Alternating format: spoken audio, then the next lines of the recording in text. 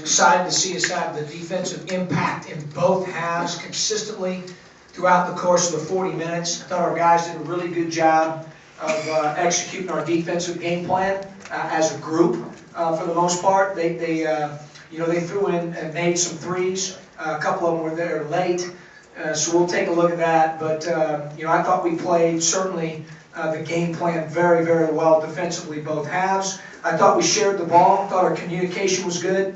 Thought we were really linked up. If you had to be certainly, overly critical or looking for areas of improvement, the guys will tell you they're not, excited about 16 turnovers. That's a season high for us. We were a little sloppy with some of our passing, especially early. But to have 10 in the second half, that's not us. So we'll get that cleaned up. And then I didn't think the group that finished the game there the last 2 minutes was very good. We like to finish things better than that. But other than those two things, I thought we did a lot of really good things throughout the game.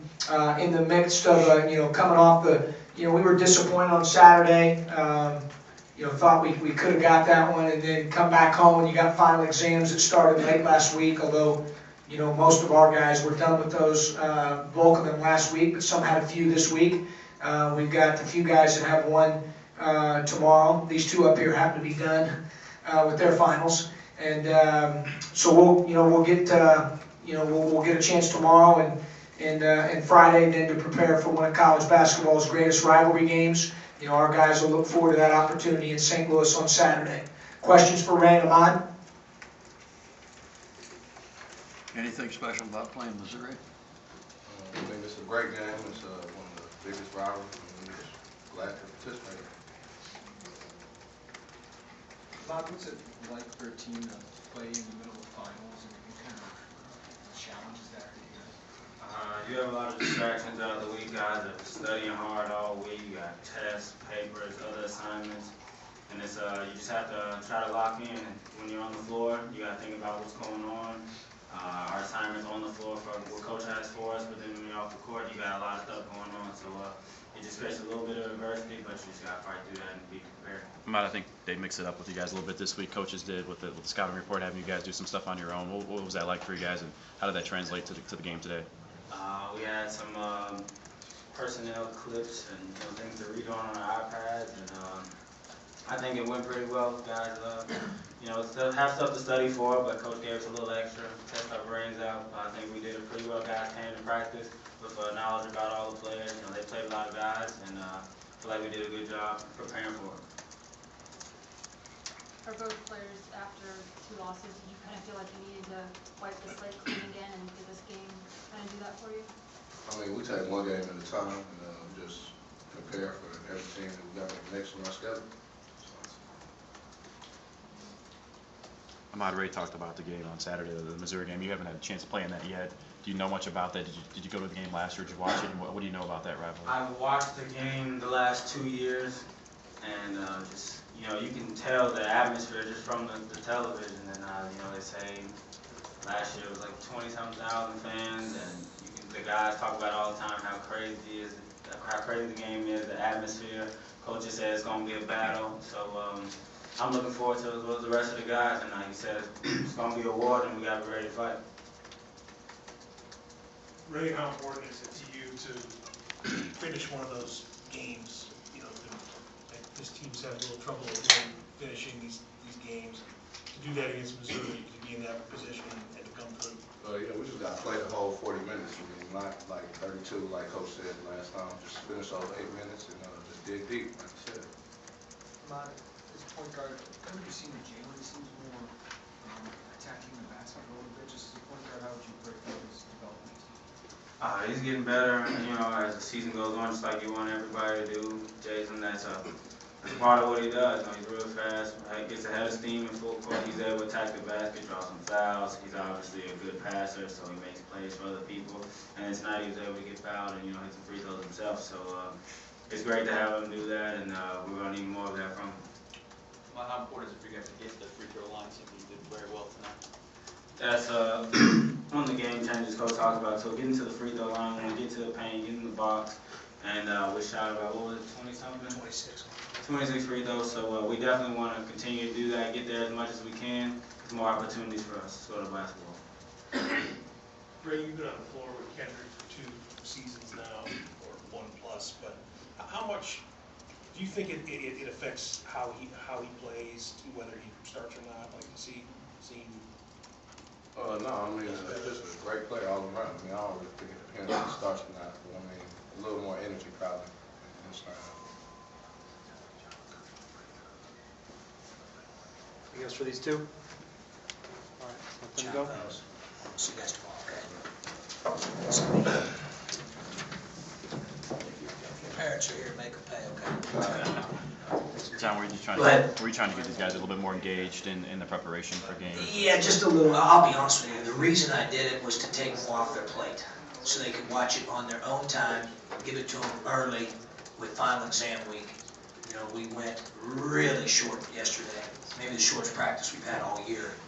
And to keep them fresh mentally, keep them fresh physically, #1 priority is to put them in position to be successful, not only as players, but academically. This was a big week, so we knew which days we needed to do what. And Jessica has, our Gorky, our academic advisor, has it all organized and mapped out, when she'd like for us to practice, when she needs guys over there. They follow through on their responsibilities and have done very well. Tomorrow's our last day, and you know, we're excited to kind of finish that up and then turn the page on the fall semester. John, it seems like, you know, Jalen obviously is attacking the basket a little more. Was that a focus for you guys, or is that something he's just figured out? Well, we want to do that more as a team, like Ahmad said, and Jalen has a gift. Obviously, he is fast and quick and has good speed.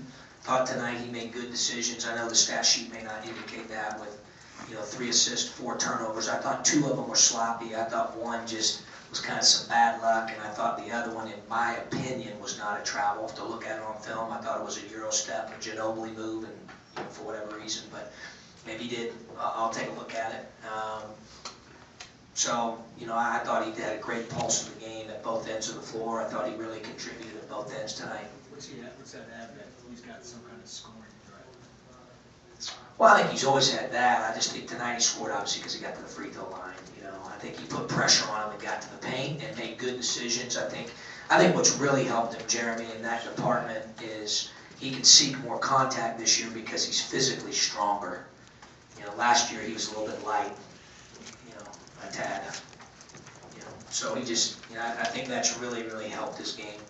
On that general topic, what are you seeing from your players who really changed their bodies in the offseason? Now that we're 11 games in, what do you see? Well, those guys laugh because we'll show clips. You know, like last week we showed clips from last year's Oregon game leading into this year's Oregon game. And you can hardly watch the guys in the locker room were laughing because they could hardly recognize Nunn and Tate and Hill, and you know, they look like skinny freshmen. You know, so they've changed their bodies a great deal. You know, obviously what Ray Rice has done is ridiculous with his body. You know, to go from 268 pounds and 14 to 15% body fat to be where he's at today in about 2 to 3 years is, you know, amazing. And Nana the same way. You know, you don't see very many guys 6'11", 250 some pounds with those long arms like that bench press 300 pounds. It's pretty rare. Normally those guys have short arms like me. What's Kendrick capable of coming off a game like this? Can this be the norm at some point this season? Well, he's very capable offensively, Steve. Obviously, everyone's asked me about him and Malcolm, both offensively. I think those guys have been terrific. You know, Malcolm just didn't have as many opportunities tonight. That's the way it goes when you have a team that has multiple scorers, multiple players in depth. Kendrick was on one tonight offensively. You know, what we've been wanting to get more out of those two guys is more excellence on the defensive end, and I think those two are really locked in right now. You know, they went through some hiccups here in some of these games defensively, and it's kind of got their attention. So I thought their focus and concentration was a little bit better tonight. You know, I know Ken was a little bit disappointed that he got beat on dribble penetration a couple times tonight, so we'll take a look at that. Do you feel like it affects his confidence or whatever when he's starting? He's very much a guy that, like, I tell him all the time I need him to be a high volume communicator, Shannon. And he just kind of, he has that Robert Parrish type deal going where it's just like he's unflappable. I mean, he's been in so many big games in his career, so many big moments and big stages, and he's come off the bench for 2 2 years at his high school. Most guys at his talent level wouldn't do that. Came off the bench for USA Basketball both times when they won the gold medal. He started his last 2 years of high school. I mean, I think he's very adaptable, maybe as adaptable mentally and physically with that as about anybody I've coached because of his past experiences. You know, he's played well offensively all year, just continuing to get him, you know, in the right place, in the right frame of mind, and executing what we need done defensively. You've been through 2 of these Missouri games now. Is there anything you can put into words to describe what that's like down A there? heavyweight boxing match. I mean, I said that last year. I mean, that's what it is. You throw the records out the window. You know, it reminds me of, you know, I had an opportunity to be involved in the Xavier Cincinnati deal. And those were on the campuses at the time that I was there. This one's a little bit different. It's a neutral court, split down the middle, more people. It has a tournament feel to it a little bit. But, you know, I think it's one I've always said, even through 2+ years now, I think it's one of the most difficult games to coach in because guys, you know, want to win the game so bad on both sides that I think sometimes you play out of character a little bit and you get that misplaced emotion, getting you to play out of character sometimes. So trying to stay within that character, but at the same time, you know, being amped up enough and energized enough and playing angry enough that you're ready to go, you're ready to be physical, be aggressive. That game is always very physical. The intensity level of that game is, you know, at another level. John, with much time as Kindred missed this summer, is it fair to say it takes 8, 9, 10 games to get comfortable back and be as assertive as he is now, or was tonight? No, I think he's been pretty assertive, to be honest, on the offensive end. I know it sounds like a broken record, but I think it's just the way he plays. He's very aggressive. Tonight he took advantage of those opportunities. I think at the defensive end, you know, all of us, our team took a step in the right direction tonight with the field goal D in both halves being the same. You know, that was great. I thought we were really good down the stretch defensively until that last couple minutes. And, you know, but he's always aggressive. That's just kind of who he is. You know, he likes to swing. Nice to have a left-hander. Yeah, a little lefties. Yeah. One is most everyone have. Yeah. John, 11 games in, just how are the pieces fit together? We're still not there yet. I told him afterwards we got a high ceiling. I really believe that.